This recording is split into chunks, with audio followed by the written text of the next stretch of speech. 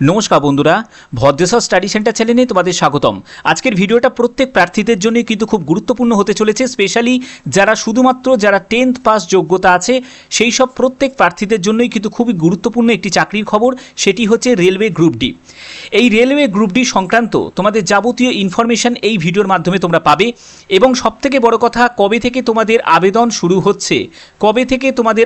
শুরু হচ্ছে সম্পূর্ণ বিস্তারিত তথ্য তোমরা এই ভিডিওর মাধ্যমে পাবে এবং এখানে যোগ্যতা থেকে শুরু করে অর্থাৎ কোয়ালিফিকেশন থেকে শুরু করে তোমাদের এখানে এজ লিমিট থেকে শুরু করে যা যা ইনফরমেশন অর্থাৎ A to Z সম্পূর্ণ তথ্য এই ভিডিওর মাধ্যমে তোমরা পেতে চলেছো।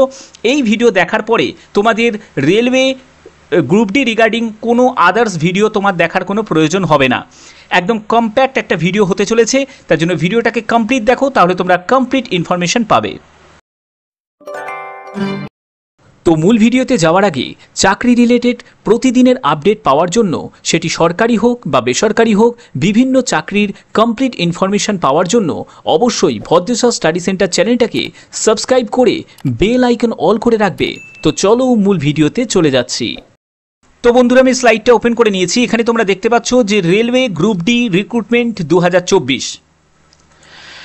এখানে তোমাদের যে পোস্টে নিয়োগ করা হচ্ছে, আমি পোস্ট সম্পর্কে আরও ডিটেলসে আসবো। তার আগে তোমাদের বলে দিই, এখানে দেখো লেভেল ওয়ান ক্যাটাগরির মধ্যে যেসব পোস্টগুলো পড়ে সেই সব পোস্টে তোমাদের কিন্তু নিয়োগ বিজ্ঞপ্তি প্রকাশিত হচ্ছে। এখানে তোমাদের যোগ্যতা কি প্রয়োজন দেখো, আবেদন করতে গেলে তোমাদের যোগ্যতা হচ্ছে যারা মাধ্যমিক পাশ করেছো তারাও আবেদন করতে পারবে, আবার যারা মাধ্যমিকের সঙ্গে যাদের ITI করা আছে তারাও আবেদন করতে পারবে। কোন কোন পোস্টে পারবে সেটাও বলবো এবং কতটা ITI যোগ্যতার ম্যান্ডেটারি থাকছে এই বছর সেটাও তোমাদের একদম ডিটেলসে আলোচনা করব। পরবর্তী যেটি বলা হচ্ছে সেটি হচ্ছে তোমাদের ভ্যাকেন্সি। এবার দেখো তোমাদের ভ্যাকেন্সি কিন্তু বৃদ্ধি পেতে চলেছে, 42,355 মতো এক্সপেক্টেড ভ্যাকেন্সি কিন্তু থাকতে পারে। কেন আমি বলছি, তার কারণ হচ্ছে আগের যে ডেটা অনুযায়ী আমি তোমাদের বলেছিলাম প্রায় 35,000 মতো তোমাদের সামথিং ভ্যাকেন্সি থাকবে, কিন্তু এখন যে কারেন্ট ডেটা 2024-এর যে কারেন্ট ডেটা অনুযায়ী মানে মে মাসে একটি ডেটা প্রকাশিত হয়েছে যেখানে বলা হচ্ছে 1,70,000 মতো শূন্যপদ আছে, যেটি গ্রুপ ডি আর গ্রুপ সি মিলিয়ে, ঠিক আছে, যার বিজ্ঞপ্তি কিন্তু তোমাদের পার্ট বাই পার্টে বেরোবে। কিন্তু আমি যদি এই 70,000-এর যদি আমি বাদও দিয়ে দিই, যদি আমি 1,00,000-ও যদি রাখি, তাহলেও মোটামুটি কিন্তু এই বছরে কিন্তু ভালো তোমাদের একটা মানে ভ্যাকেন্সি কিন্তু বেরোনোর কিন্তু চান্স আছে। ওকে, আচ্ছা, এরপর হচ্ছে তোমাদের এজের ব্যাপারটা এখানে বুঝে নাও। দেখো তোমাদের 18 থেকে 33 বছরের মধ্যে তোমার যদি বয়স হয় তোমরা আবেদন করতে পারবে, কিন্তু এখানে একটা কন্ডিশন আছে। সেই কন্ডিশনটা কি সেটাও তোমাদের বলছি। যেহেতু তোমরা জানো ALP-তেও কিন্তু কোভিডের জন্য 3 বছর রিল্যাক্সেশন দেওয়া হয়েছে, RPF-এ সেখানেও কিন্তু 3 বছর রিল্যাক্সেশন দেওয়া হয়েছে, মানে 3 বছর কিন্তু আরও ছাড় দেওয়া হয়েছে। অর্থাৎ এখানে তোমাদের যেটা সরাসরি বলবো সেটা হচ্ছে এজ 18 থেকে 36 হয়ে যাবে, কিন্তু এটা শুধুমাত্র 2024-এর জন্য। মাথায় রাখবে 2025-এ যখন নতুন ভ্যাকেন্সি বেরোবে সেখানে কিন্তু এই 18 থেকে 33 বছর এই এজটাই কিন্তু তোমাদের থাকবে। এটা ইউআর-এর ক্ষেত্রে বলছি, তবে এই বছর কিন্তু তোমাদের ছাড় দেওয়া হয়েছে 3 বছর, 18 থেকে 36 হয়ে যাবে। এই এজটা হচ্ছে ইউআর, EWS এবং EWS ক্যান্ডিডেটদের জন্য। যারা OBC ক্যান্ডিডেট থাকবে তাদের ক্ষেত্রে বয়স হচ্ছে 18 থেকে 39 বছর, আর যারা SC ST থাকবে তাদের হচ্ছে 18 থেকে 41 বছর হচ্ছে এজ লিমিট হয়ে যাবে। ওকে, এবার দেখো তোমাদের এখানে বেতন কত টাকা থাকবে। বেতন হচ্ছে 28,482 টাকা সপ্তম পে কমিশন হারে। এটা তোমাদের প্রথম মাসে যে বেতনটা তোমরা পাবে সেটা বলছি, এই ব্যাপারে তোমাদের আরও ডিটেলসে আমি বলবো। পরবর্তী যেটি বলা হচ্ছে সেটি হচ্ছে তোমাদের এখানে আবেদন করতে গেলে যে আবেদন মূল্য সেটা হচ্ছে 500 টাকা মতো লাগবে। ইউআর আর OBC যারা ক্যান্ডিডেট থাকবে তাদের দিতে হবে, আর 250 টাকা হচ্ছে SC ST PWBD এবং ওমেন ক্যান্ডিডেট যারা আছে তাদের 250 টাকা দিতে হবে। ঠিক আছে, পরবর্তী সময় তোমরা কিন্তু এই টাকাটা কিন্তু রিফান্ড পেয়ে যাবে। ওকে, আবেদন করতে গেলে অবশ্যই তোমাদের indiarailways.government.in-এর অফিসিয়াল ওয়েবসাইটে ভিজিট করতে হবে, সেখান থেকে তোমাদের RRB চুজ করে কিন্তু আবেদন করতে হবে। তো পরবর্তী স্লাইডে চলে যাচ্ছি। দেখতে পাচ্ছ এখানে তোমাদের কতগুলো RRB, 16টা মতো RRB আছে। এই 16টা আরআরবি এবং তার যে কোডগুলো যেগুলো দেওয়া আছে, তোমাদের যে কোনো একটি আরআরবি কিন্তু তোমাদের চুজ করতে হবে। তুমি কলকাতা চুজ করতে পারো, তুমি গুয়াহাটি চুজ করতে পারো, যে কোনো একটি আরআরবি তোমরা চুজ করতে পারো, কোনো অসুবিধা নেই। ওকে, আচ্ছা এবার দেখো তোমাদের কোন কোন যে জোনগুলো থাকবে সেই জোনের মধ্যে তোমাদের সিলেক্ট করতে হবে। যেমন হচ্ছে ইস্টার্ন রেলওয়ে, যারা তোমরা ইস্টার্ন রেলওয়ে যারা সিলেক্ট করবে তারা কিন্তু কলকাতাতে তোমরা জব লোকেশন পেয়ে যাবে।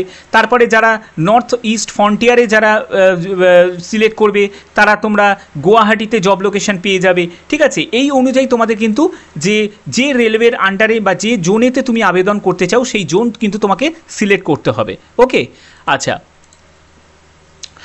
এরপর হচ্ছে তোমাদের বেতনের ব্যাপারটা একটু ডিটেলসে তোমাদের বুঝিয়ে দিচ্ছি। দেখো এখানে তোমাদের বেসিক পে থাকবে হচ্ছে 18,000 টাকা।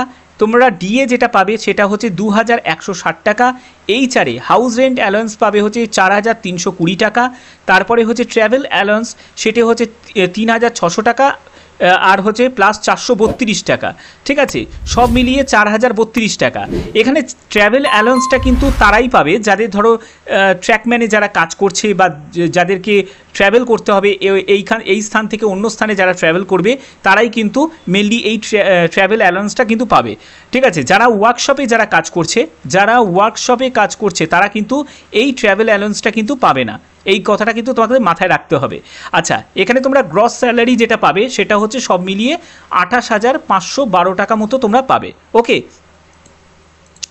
আচ্ছা এরপরে দেখো তোমাদের ডিডাকশন যাবে, মানে বাদ যাবে। কত টাকা বাদ যাবে সেটি হচ্ছে তোমাদের এনপিএস মানে হচ্ছে নিউ পেনশন স্কিমে তোমাদের 10% হচ্ছে গ্রুপ ডির যে বেসিক পে তার ওপর, অর্থাৎ 18,000 টাকা 10% মানে 1,800 টাকা। তারপর হচ্ছে প্রফেশনাল ট্যাক্সের জন্য 200 টাকা, সিজিআইএসের জন্য হচ্ছে 30 টাকা, আর হচ্ছে ইনকাম ট্যাক্স। তো এগুলো সব মিলিয়ে তোমাদের 2,030 টাকা মতো বাদ যাবে। তো এখানে দেখো তোমাদের যেটা হচ্ছে সেটা, আচ্ছা এখানে একটু ভুল করা হয়েছে, সরি, এটা হচ্ছে 28,000, আমি আগের স্লাইডে চলে যাচ্ছি, 28,512 টাকা। আচ্ছা এখানে তোমাদের 28,512 টাকা আর হচ্ছে তোমাদের 2,030 টাকা বাদ যাবে। তো সেটা মিলিয়ে হচ্ছে 26,482 টাকা তোমরা হাতে পাবে। ঠিক আছে, আচ্ছা এর পরবর্তী যেটি থাকছে সেটি হচ্ছে তোমাদের আবেদন মূল্যের ব্যাপারটা তোমাদের আরও একটু ডিটেলসে আমি বলে দিচ্ছি। দেখো যারা জেনারেল এবং ওবিসি যারা ক্যান্ডিডেট থাকবে, ঠিক আছে, এবং ইডাব্লিউএস যারা থাকবে তারা 500 টাকা আবেদন মূল্য দেবে। এই টাকাটা কিন্তু তোমাদের রিফান্ডেবল, এটা এখানে নন রিফান্ডেবল নয়, সরি, এটা রিফান্ডেবল হবে।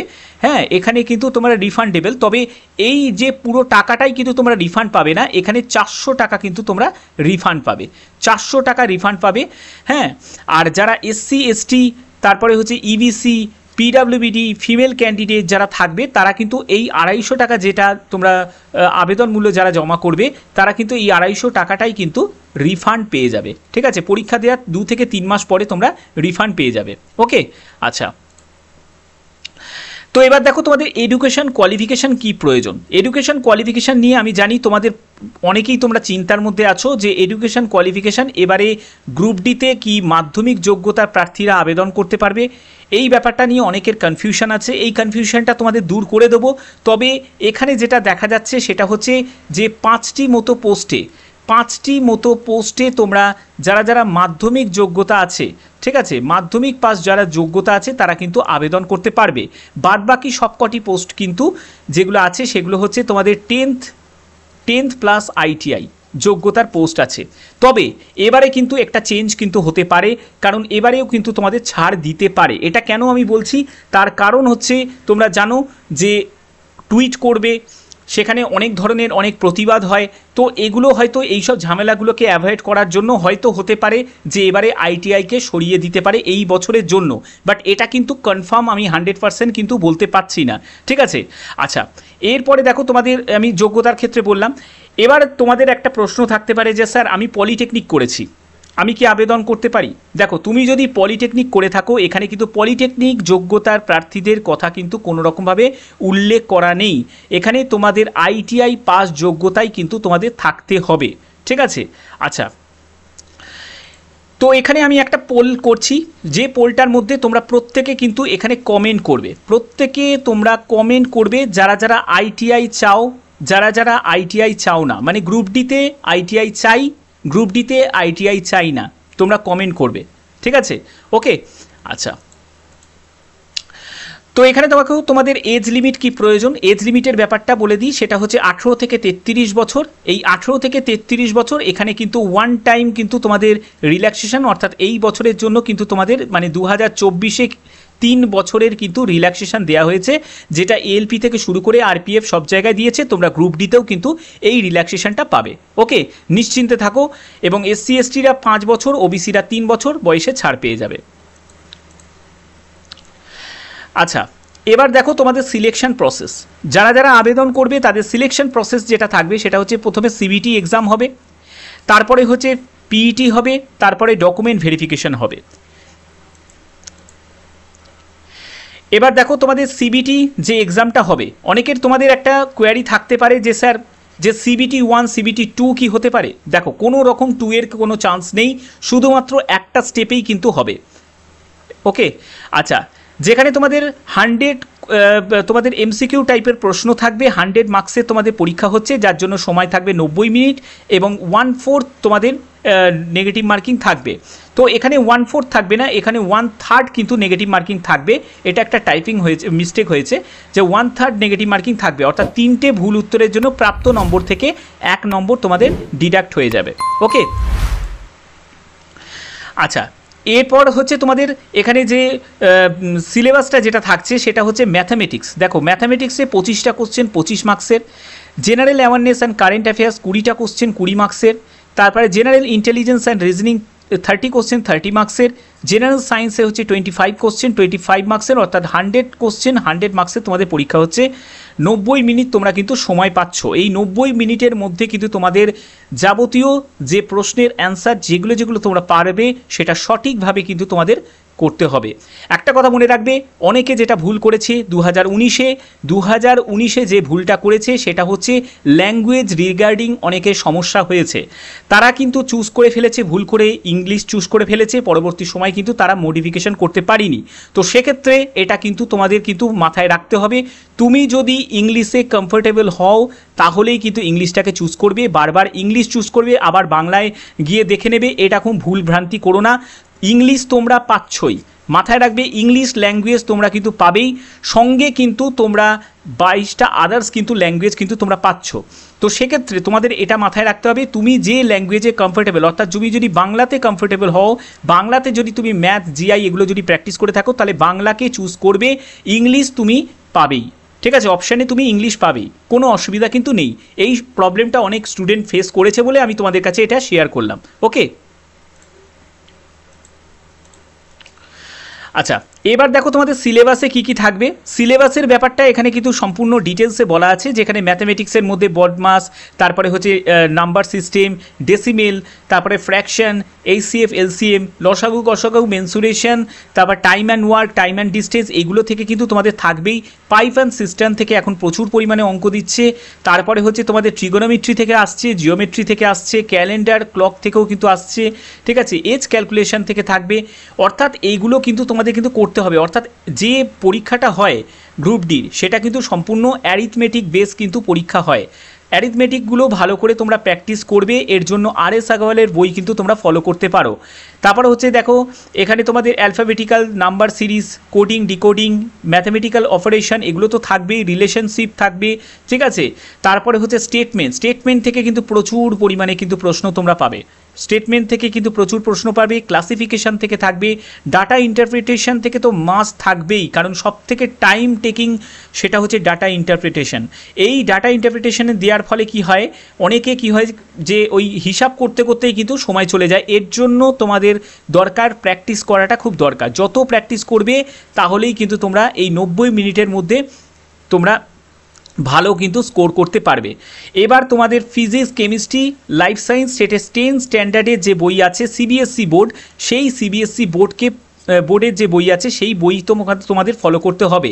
আমি তোমাদের একটা কথা বলে দিচ্ছি, 9-10 যে বই, সেই 9-10 বই ভালো করে কিন্তু স্টাডি করো। অনেক বাজারে বই আছে, NCERTর বই নাও, সেই বইটাকে ভালো করে স্টাডি করো, দেখবে সায়েন্সে তোমরা ভালো রেজাল্ট কিন্তু করতে পারবে।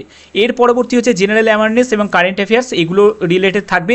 যারা যারা এই রিলেটেড মানে গ্রুপ ডি রিলেটেড ক্লাস চাও তারা অবশ্যই কিন্তু আমি একটা কম্বাইন ক্লাস যেটা এনটিপিসি এবং গ্রুপ ডি কম্বাইন করে আসবে, ঠিক আছে।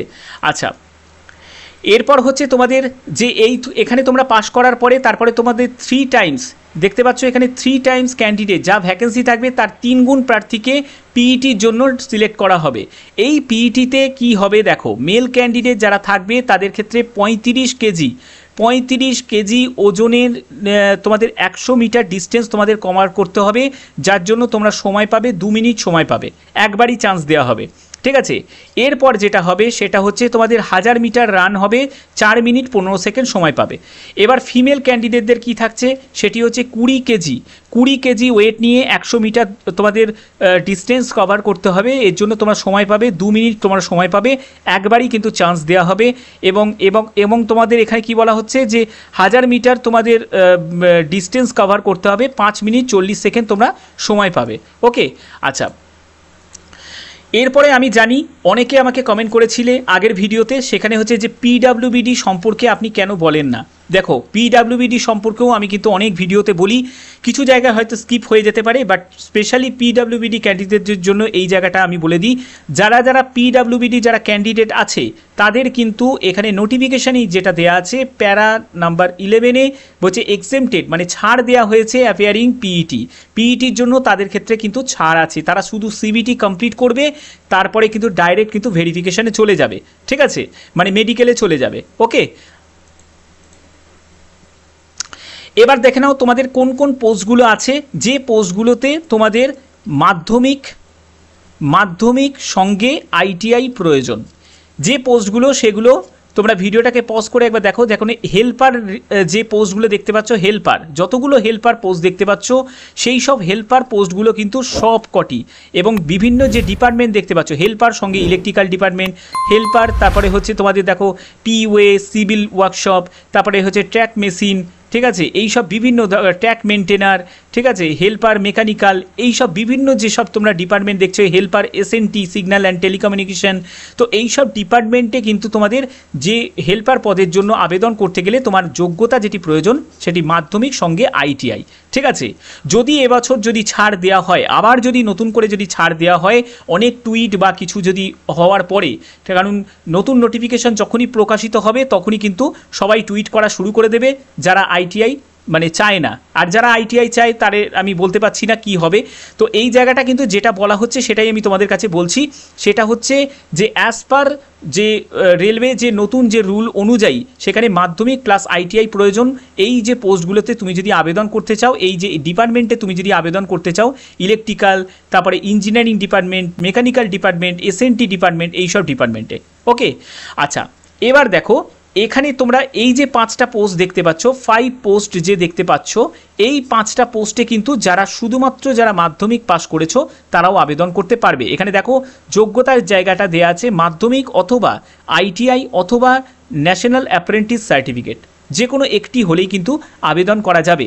এখানে দেখো হেল্পার মেডিকেলে আবেদন করতে পারবে, তারপরে হসপিটাল অ্যাটেন্ডেন্টে আবেদন করতে পারবে, অ্যাসিস্ট্যান্ট পয়েন্টসম্যানে আবেদন করতে পারবে, গেটম্যানে আবেদন করতে পারবে, পোর্টার হামাল, তারপর সুইটার কাম পোর্টার, এইসব ডিপার্টমেন্ট অর্থাৎ মেডিকেল এবং ট্রাফিক ডিপার্টমেন্ট, এই দুটো ডিপার্টমেন্টে কিন্তু তোমরা মাধ্যমিক পাস যোগ্যতাতেও আবেদন করতে পারবে, ঠিক আছে।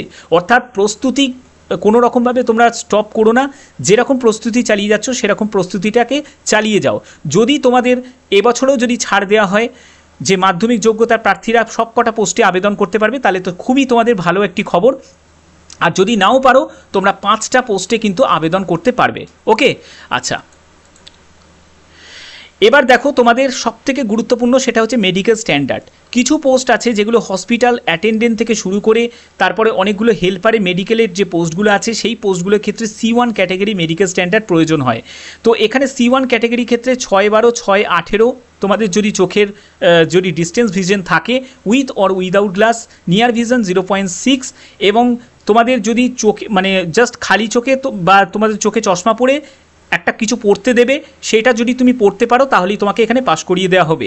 অন্য আদার্স কোনো রকম কোনো টেস্ট হবে না, নয় ফগিং টেস্ট হবে, না বাইনোকুলার ভিশন টেস্ট হবে, না তোমাদের কালার ভিশন টেস্ট হবে, কোনো টেস্ট কিন্তু এখানে হবে না।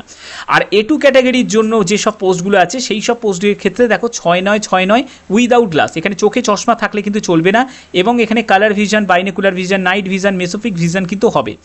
আর B1 ক্যাটাগরির ক্ষেত্রে 6-9-6-12, একটি চোখে 6-9, একটি চোখে 6-12, কিন্তু একটা কন্ডিশন আছে, সেটি হচ্ছে চোখের যে চশমার যে পাওয়ারটা সেটা কিন্তু 4 ডায়োপ্টারের বেশি কিন্তু হলে হবে না, ঠিক আছে। উইথ অর উইদাউট গ্লাস, চোখে চশমা পরে অথবা না পরে এই দৃষ্টিশক্তি কিন্তু তোমাদের থাকতে হবে। এখানেও কিন্তু কালার ভিশন টেস্ট হবে, বাইনোকুলার নাইট ভিশন এবং মেসোপিক ভিশন টেস্ট হবে।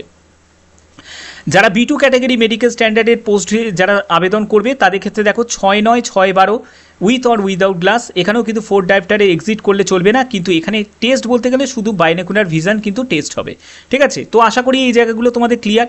যাদের চোখের সমস্যা আছে তারা C1 ক্যাটাগরি পোস্টগুলোকে টার্গেট করার চেষ্টা করবে, ওকে। এবার দেখো তোমাদের কবে বিজ্ঞপ্তি প্রকাশিত হবে। বিজ্ঞপ্তি তোমাদের প্রকাশিত হবে, এটা কিন্তু আমার কথা নয়, এটা অ্যানুয়াল ক্যালেন্ডার যেটা প্রকাশিত করা হয়েছে, রেলওয়ের যে অ্যানুয়াল ক্যালেন্ডার, তোমাদের যতগুলো স্লাইড আমি দেখালাম সবই কিন্তু অফিসিয়ালিভাবে যেগুলো প্রকাশিত হয়েছে সেগুলোই কিন্তু তোমাদের দেখালাম। এখানে তোমরা দেখতে পাচ্ছ লেভেল 1, দেখো এখানে লেভেল 1 মানে হচ্ছে গ্রুপ ডি। এখানে গ্রুপ ডির কথা কিন্তু বলা হয়েছে, যেটি এক্সাম অ্যানুয়াল ক্যালেন্ডারে, যে এটা অক্টোবর থেকে ডিসেম্বর, অর্থাৎ অক্টোবর মাসেই কিন্তু তোমরা ইনডেন্টিভ যে নোটিশ সেটা তোমরা দেখতে পাবে, অর্থাৎ শর্ট নোটিফিকেশান, ঠিক আছে। একটা শর্ট নোটিফিকেশান কিন্তু তোমরা শর্ট নোটিশ কিন্তু তোমরা দেখতে পাবে, যেটা এমপ্লয়মেন্ট নিউজে যেটা প্রকাশিত হয়। তারপরে ব্রড নোটিশও তোমরা তার 15 থেকে 20 দিন পরে তোমরা ব্রড নোটিফিকেশানও কিন্তু তোমরা ফুল নোটিফিকেশানও তোমরা দেখতে পেয়ে যাবে একদম অফিসিয়াল সাইটে। তো এটা নিশ্চিন্ত থাকো যে অক্টোবর মাসেই কিন্তু তোমাদের বিজ্ঞপ্তি প্রকাশিত হতে চলেছে গ্রুপ ডির জন্য, একদম কনফার্মভাবে তোমাদের বলছি, ঠিক আছে। তো আশা করি এই জায়গাগুলো তোমাদের সম্পূর্ণ সুন্দরভাবে ব্যাপারটা আমি বুঝিয়ে দিলাম। তো যদি ভিডিওটা ভালো লাগে, এরকমই ইনফরমেটিভ ভিডিও পাওয়ার জন্য অবশ্যই ভিডিওটাতে একটি লাইক করবে, চ্যানেলটাকে বেশি বেশি করে শেয়ার করবে এবং সাবস্ক্রাইব করে অবশ্যই কিন্তু বেল আইকন অল করে রাখবে, যাতে নতুন যখনই ভিডিও আমি প্রকাশিত করি তখনই কিন্তু তোমাদের কাছে নোটিফিকেশান চলে যায়। তো এখনের মতো এটুকুই, টাটা।